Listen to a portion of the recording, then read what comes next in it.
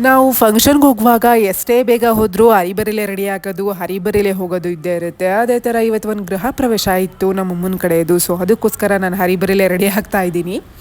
So ಎಲ್ಲ function ಎಲ್ಲ ಮುಗಿದ್ಮೇಲೆ ನಮ್ಮಮ್ಮ ಮಶ್ರೂಮ್ ತೊಗೊಂಬಂದಿದ್ರು. ಸೊ ಕೊಟ್ಟರು.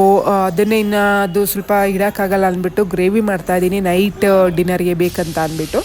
ಅದಕ್ಕೆ ಆ್ಯಸ್ ಯೂಶುವಲ್ ನಮಗೆ ಬೇಕಾಗಿರುವಂತಹ ಮಸಾಲೆ ಎಲ್ಲನೂ ಹಾಕ್ಕೊಂಡು ಸ್ವಲ್ಪ ಕಾಜುನ ನಾನು ಹಾಕ್ಕೊಂಡಿದ್ದೀನಿ. ಇಲ್ಲಿ ಎಲ್ಲರಿಗೂ ಗೊತ್ತಿರೋ ಹಾಗೆ ಮಶ್ರೂಮು ನಾವು ಎಷ್ಟೇ ಹಾಕಿದ್ರೂ ಸೊಪ್ಪು ಯಾವ ಥರ ಫುಲ್ಲು ಈಗ ನಾವು ತುಂಬ ಹಾಕಿದರೂ ಅದು ಅರ್ಧ ಬರುತ್ತೆ, ಅದೇ ಥರ ಇದನ್ನು ಅಷ್ಟೇ ಹಾಕ್ತಾಯಿದೆ. ರುಬ್ಬಿರುವಂತಹ ಮಸಾಲೆ ಎಲ್ಲ ಹಾಕಿ ನೀಟಾಗಿ ಬಾಯ್ಲ್ ಆಗ್ತಾಯಿದೆ. ಇವನ್ ಗೋಡಂಬಿ ಜಾಸ್ತಿ ಹಾಕಿರೋದ್ರಿಂದ ಗೋಡಂಬಿ ಫ್ಲೇವರ್ ತುಂಬ ಚೆನ್ನಾಗಿ ಬಂದಿದೆ. ಹಾಗೆಯೇ ರುಚಿಗೆ ತಕ್ಕಷ್ಟು ಉಪ್ಪು ಹಾಕಿ ಇನ್ನು ಸ್ವಲ್ಪ ಯಾವ ಥರ ನಮಗೆ ಕನ್ಸಿಸ್ಟೆನ್ಸಿ ಬೇಕು ಅದಕ್ಕೆ ನೀರು ಹಾಕಿ ಕುದಿಸ್ಕೊಂಡ್ರೆ ಮಶ್ರೂಮ್ ಗ್ರೇವಿ ರೆಡಿ ಆಗುತ್ತೆ. ಇದು ರೈಸು ಚಪಾತಿ ದೋಸೆ ಜೊತೆ ತುಂಬ ಚೆನ್ನಾಗಿರುತ್ತೆ. ಇವತ್ತು ನಮ್ಮನೇಲಿ ದೋಸೆ ಜೊತೆ ಮಶ್ರೂಮ್ ಗ್ರೇವಿ.